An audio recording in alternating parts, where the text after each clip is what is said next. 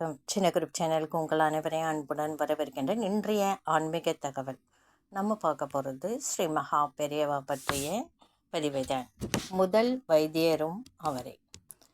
பெரியவா தனது குரு பீடமாகிய கலவையில் தங்கியிருந்த சமயம் புது பெரியவா என அழைக்கப்படும் ஸ்ரீ ஜெயேந்திர சரஸ்வதி சுவாமிகள் சென்னையில் கேம்ப் மகாலிங்கபுரத்தில் பூஜை எல்லாம் நடந்தது. என்னுடன் பணிபுரிந்த ஸ்ரீ லக்ஷ்மண் பரத்வாஜின் உண்மை அனுபவம் மெய்சிலிக்க வைக்கும்.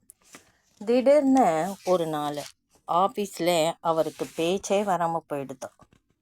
உடனடியாக டாக்டர் ஆஸ்பத்திரி என்று சில தினங்கள் போயிட்டு ஆஸ்பத்திரியில் சேர்த்தாங்க. அவங்க பேச்சு வரலான்னு ஆஸ்பத்திரி சேர்க்கவும் ஆஸ்பத்திரிலேயே கொஞ்சம் நாள் ஓடிட்டோம். ஒன்றும் பிரயோஜனப்படலை. அவருக்கு பேச்சு வரல. குல தெய்வங்களுக்கு செய்தாகி விட்டது. அவருடைய வீடே அல்லோல்கலமாக ஆகிடுச்சு.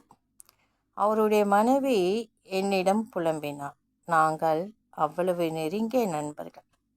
சுவாமிகளை தரிசனம் செய்துவிட்டு வந்தோம் என என்னிடம் கூறினார்கள். நான் உடனே அது போதாது, கலவை போங்க, பெரியவாளிடம் கூறுவோம்னு சொல்ல மறுநாள் காலையில் கலவைக்கு புறப்பட்டு சென்றோம். நான், எனது மனைவி லக்ஷ்மண், அவருடைய மனைவி, 4 பேர் தான். கலவைக்கு போய் சேரும்போது சுமார் மணி 12:30 இருக்கும். மடமே வெறிச்சோடி இருந்தது. 1-2 பேர் தான் அங்கும் இங்கும் அலைந்து கொண்டிருந்தார்கள். பெரியவா அங்கு இருக்காளான்னு எங்களுக்கு சந்தேகமாக இருந்தது. அங்கிருந்தவரிடம் விசாரிக்க அவர் பதில் ஏதும் சொல்லாமல் அதிஷ்டானத்து பக்கம் கையை காண்பித்தார். உடனே அங்கு விரைந்து சென்றோம். என்ன ஆச்சரியம்! பெரியவா அதிஷ்டானத்தை சுற்றி கொண்டே இருந்தார். கேட் பக்கம் ஒரே ஒரு நபர் மட்டும் இலவு காத்த கிளி போல ஒருத்தர் நின்றுட்டு இருந்தார். அவர் அந்த மடத்தை பராமரிக்கிற ஸ்ரீகண்டன். சிறிது நேரம் கழித்து பெரியவா பிரதர்ஷனத்தை முடித்து கேட் அருகே உட்கார்ந்தார். பெரியவா மௌன விரதம். நிதானமாக நான் சொல்ல ஆரம்பிக்கும் முன் எனது நண்பரின் மனைவி ஸ்ரீமதி கல்யாணி ஆள ஆரம்பிச்சிட்டான். பெரியவாளிடம் தன் கணவருக்கு ஏற்பட்ட குறைய கூறலானார். பெரியவாளோ எதையுமே கேட்காதவர் போல அப்படியே உட்கார்ந்துட்டு இருந்தார்.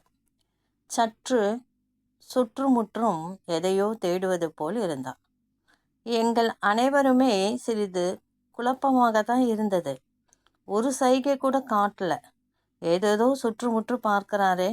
திடீரென எழுந்து அதிஷ்டானத்தின் அருகே இருந்த ஒரு ஆப்பிள் பழத்தை எடுத்து வந்தார். சிறிது நேரம் கையிலேயே வைத்து கொண்டு அந்த பழத்தை கல்யாணியிடம் கையிலே கொடுத்தார். உடனே சைகையிலேயே என்ன செய்ய வேண்டும் என கூறலானார். அதாவது அதை கத்தியால் வெட்டக்கூடாது, வாயால் கடிக்கக்கூடாது. ஆனால் அந்த ஆப்பிளை சிறிது ஜூஸ் மட்டும் உட்கொள்ள வேண்டும் என்று சொல்லாமல் சொல்லி விபூதி மட்டும் தனித்தனியாக 2 குடும்பத்திற்கும் கொடுத்தார். நாங்கள் கலவிலிருந்து கிளம்பினோம். வரும் வழி பூராவும் பெரியவாளை பற்றி பேசிக்கொண்டே வந்தோம். இரவு மணி 8 இருக்கும். வீடு திரும்பும்போது மறுநாள் காலை வழக்கம் போல லக்ஷ்மண் பல் தேய்க்க சென்றிருந்தார். பாத்ரூமிலிருந்து உரத்த குரல், கல்யாணி எங்கே? பேஸ்ட்ன்னு கூப்பிட்டு இருக்கா. அவருக்கே பேச்சு வந்தது தெரியாது. அவருடைய மகன் சுந்தர் தான் விழித்து கொண்டு, அம்மா அப்பா பேசுகிறாருமா என்று சொல்ல எல்லோருமே ஒரே மகிழ்ச்சி, ஒரே சந்தோஷம். உடனே தம்பதிகளாக என் வீட்டில் ரொம்ப திருப்தியுடன் எனக்கு நன்றி கூறினாங்க. அவர்கள் வாயிலிருந்து பெரியவா ஒரு முதன்மையான வைத்தியரும் கூட. நான் உடனே ஸ்ரீ ருத்ரத்திலேயே பிரதம தைவோ பிஷக் என்னும் ஒரு வார்த்தை வருது. அது சாட்சாத் ஸ்ரீ பரமேஸ்வரனை முதல் வைத்தியர் என்றுதான் கூறுகின்றது. அப்போ நம் பெரியவா சாட்சாத் ஸ்ரீ பரமேஸ்வரரே தான். அதான் உடனே குணம் தெரிஞ்சிடுச்சு. என்னை நிறுத்தினேன். என்ன ரிலீஃப், என்ன தெளிவு, என்ன சந்தோஷம். அதனால் பெரியவா எனக்கு மட்டும்தான் என்று அவங்க சொல்கிறாங்க. அருமையான பதிவு. வைத்தியரிடம் போனாலும் குணமாகாத அவர் நண்பர், வாய் பேச முடியாமல் இருந்தவரை ஸ்ரீ மகா பெரியவரிடம் அழைத்து சென்று ஆசீர்வாதம் வாங்கி அவர்கிட்ட ஆப்பிள் கனியை பெற்று வந்தாங்க. அவங்க அதை சாப்பிடாமையே அவருக்கு பேச்சு வந்துடுது. அதுதான் ஸ்ரீ மகா பெரியவாவோட அற்புதங்கள்.